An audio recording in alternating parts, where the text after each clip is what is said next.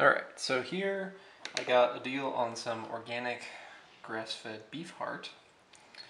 And, heart is well, it's pure muscle. So aside from this fat around it, it makes for very good jerky because it's so lean. So what I'm going to be doing is just going to be trimming this up, cutting off this layer of fat, and then trimming up some of the ventricles and so forth. And then I'm going to cut it into strips, throw it in the dehydrator.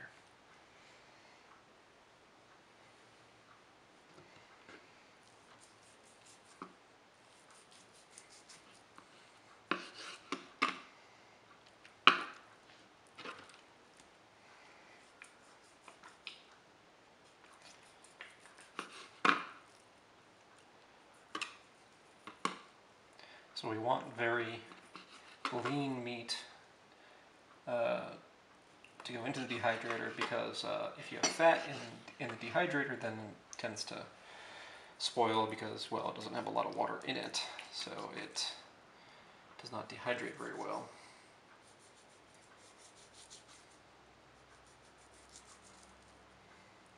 Anyway, I'll continue doing this, and I'll see you in the next step.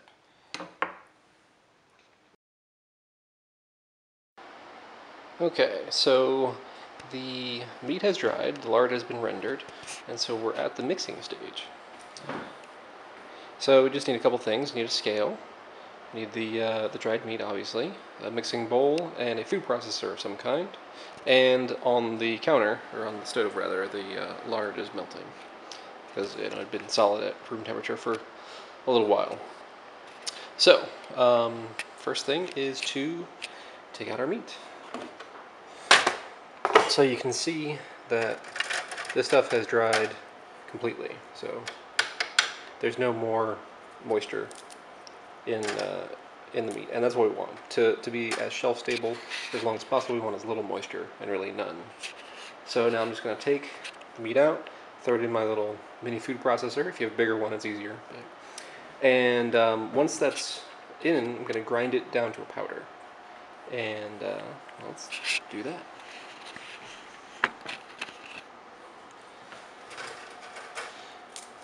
So just break it up a little bit.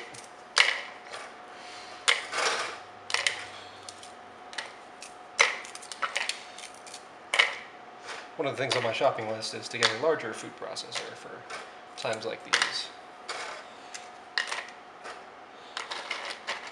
So that's one tray.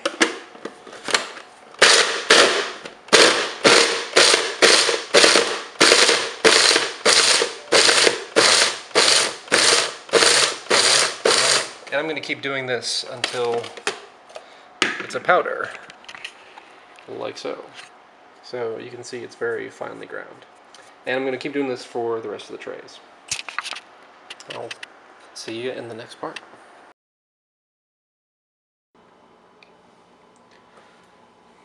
So in this stage, I've got going to be rendering some lard. So this is all pig fat I got from the market.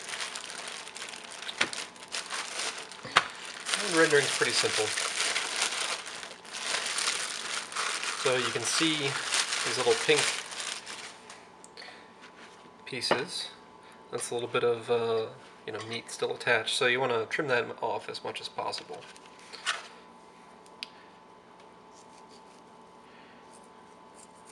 So you just cut it off. I guess you could cook with it if you really wanted to. Not a whole lot of meat though. So after you trim the meat, you want to cut up the fat into small pieces. Let's take one that's already, yeah, that one's pretty good. So just, cut it up and throw it in the pot.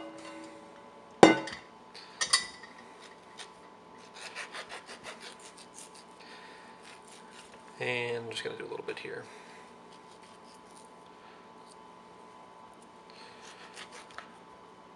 So it doesn't have to be neat or anything, the whole thing's going to be melting, but the smaller the pieces, the easier it is for it to melt. So after you have your fat cut up and put in the pot, you just throw it in the oven at 250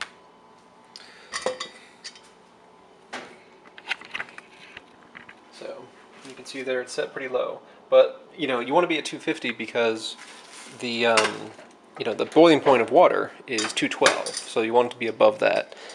And then, you know, you just set it in there. And after an hour or so, it'll be all nice and melted, which you'll see in a minute.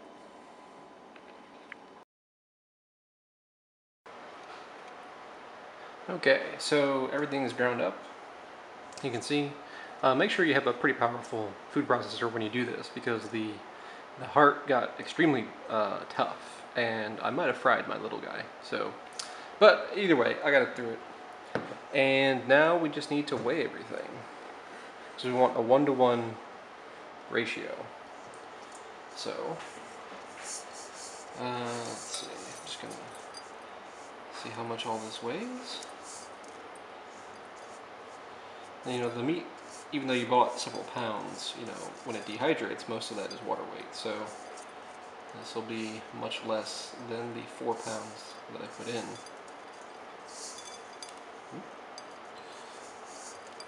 So we may not lose it all. I guess I need a bigger bowl. Alright. We've got 428 grams, so I'm going to need 428 grams of... Alright, so we need 428 grams of dried beef, so we need 428 grams of rendered lard. And I like to use grams just because I get a more exact number on this particular scale.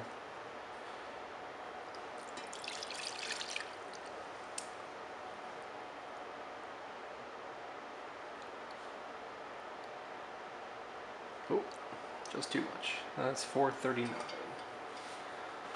Let me grab a spoon here. Take out a couple tablespoons. Not much. Oh, too much. Yep, that'll do it. So now, we just have to mix everything up. So I've got my mixing bowl, and this whole thing is going to go into the beef.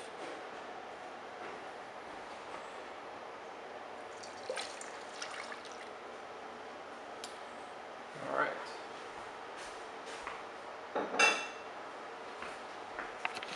So, you can see that as soon as, you know, the moisture, even though it's, you know, not water, as soon as it hits the dried beef, it darkens in color, obviously. I'm just going to mix it together. And, you know, the more powdered you get your meat, the smoother the texture of the pemmican will be.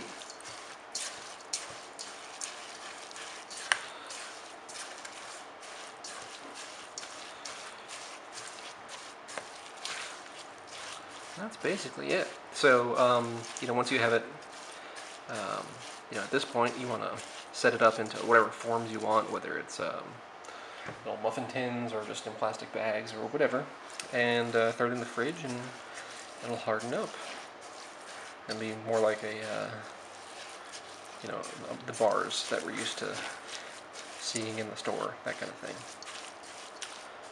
And we'll check back when that's done. And after a couple hours in the fridge, this is the finished product. So each of these bricks is only broken into 14 pieces. I put them in a pie pan and, you know, scored the top so that they would break easily. I'll just package these up in plastic bags and be ready to go. All the nutrition breakdown and everything will be in the post below. Thanks.